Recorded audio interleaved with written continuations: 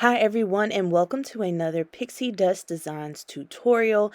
I am Natasha and today I will be working with the Scalloped Heart Rosette die. We are going to be making a hair accessory. So I'm going to grab some felt, and this is just some glitter felt that I have in my stash, and we are going to create this Scalloped Heart Rosette. I am starting off by just placing the rosette onto my felt and making sure that it fit. So one tip, if you are going to use a felt, is to cut this with the die facing upward, not downward, as you see me doing here. I ran this through twice and it still didn't cut through, but as soon as I cut it through the other way with the die facing up, it came right through, no problem. So that is one tip for when you are doing this. There were a few little pieces that I had to poke out, and I also had some stretching of my felt, and I just cleaned that up with a pair of scissors. But once everything is cleaned up, I put my point of the heart, which is those two small sections, together, and then I am going to grab a needle and thread. I am using an upholstery needle and some red thread, and I'm just going to thread my needle. I'm using an upholstery needle because, one, it's not sharp like a regular needle is, and the eye of the needle is larger, so you don't have to fiddle around trying to get the thread through the hole. So I'm just taking some time here to thread my needle and make sure that I have a big knot on the end so that it does not go through the felt when I am sewing. With my needle thread, I just began folding the peaks and valleys in this rosette. I will say that it does take a little bit of patience, mainly because for me, my fingers are stubby and I wanted to fold it all in one go and just thread it, but the felt is thick and I wanted my folds to be neat, so I had to take my time. So you'll see me here just fiddling around and trying to fold the peaks and valleys. One thing I will say is that although I did have a time trying to die cut the felt, which was all user error, I am kind of glad that I did it that way because of me running through the felt twice, well, running that twice through my machine, excuse me, it put the indentations well into the felt. So as you can see, like, my sections look pretty even. And that is because of me running that through twice before it actually cut through. And once I am pretty satisfied with how I folded everything, you see that the felt holds those folds. So then I just try to slowly go through and thread this. Again, the needle is not sharp, but it's still not something you want to poke yourself with, so be careful.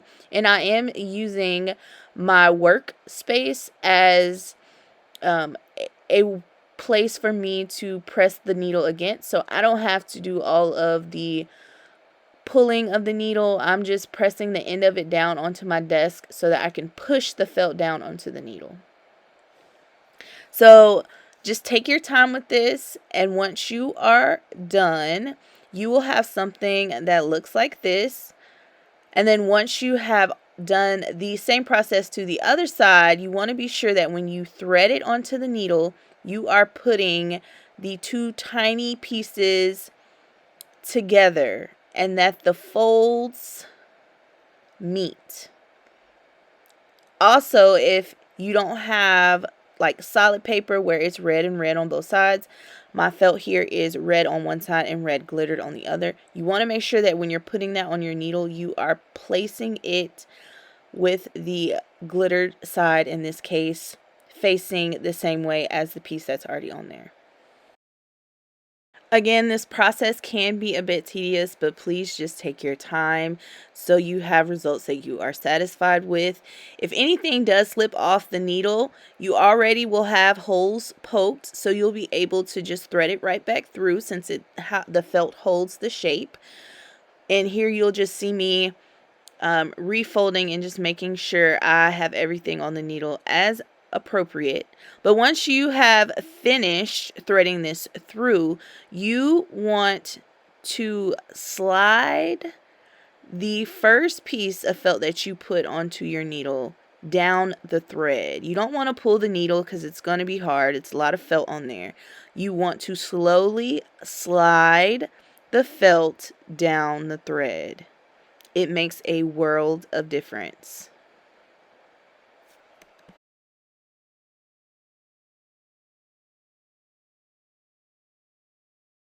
Again, just take your time, but when you are finished, you'll be left with something that looks a little bit like this. And also make sure that you are aware of where the end of your thread is. Again, you want to be sure that you have each piece facing the correct way. And once you have done that, you are going to thread my needle through the first holes again. So I'm just going to essentially make this a big old circle, and I'm just threading right through the 2 holes that I initially started on that first piece of felt, and I'm going to pull it tight. Again, be sure that you are aware of where the knot on your thread is. As you can see, that big bundle to the left of my left hand, that was my big old knot. I wanted to make sure that I was fully aware of where it was, and I am just going to then tie my rosette closed, pulling it tight. I do teeter around a bit with my thread, just making sure that I'm pulling both threads, not just one, both ends of the thread. But yeah, that's all you have to do. Just securely tie it, knot it, double knot it, triple knot it, and put it in place. Once that knot is secured, you should have a rosette that looks something like this. And here I am just playing with those bottom tails, and I just grabbed my hot glue, which was not hot at the time, but I am going to hot glue those together to keep them in place, being aware of which is the top and which is the bottom, making sure those 2 flaps align.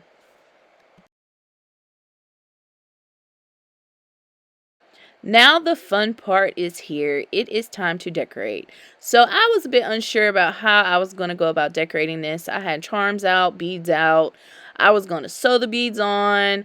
I was going to make a dangle, but I decided to keep it simple for the sake of this video. You have complete creative freedom to decorate this however you choose, but since I broke down the step-by-step of how you can just quickly sew or stitch this together if you are using felt or a faux leather, I wanted to keep the decorating simple. So here I just added this cute little heart charm, and then I went and grabbed some stickles, and I am going to add those around the edges because I want there to be more of a golden glimmer versus a silver one. Once I have added on my stickles, I am then going to just heat set this to make the drying process faster for the sake of the video. And we are going to add on a clip, one of those, I think it's called an alligator clip, and this makes it a hair accessory, so you can just clip this onto your hair. When I was creating this, I thought of my daughter. She loves wearing bows, and a lot of the times she'll have one little ponytail that she wants to put a bow on, so I thought this would be a cute little hair accessory. So you can easily clip this bow onto a headband, and you have a cute Valentine's accessory. I could see myself, if not clipping this onto a headband, gluing a bunch of these rosettes across a headband and making the most beautiful and fun custom headband for Valentine's Day. I just might do it.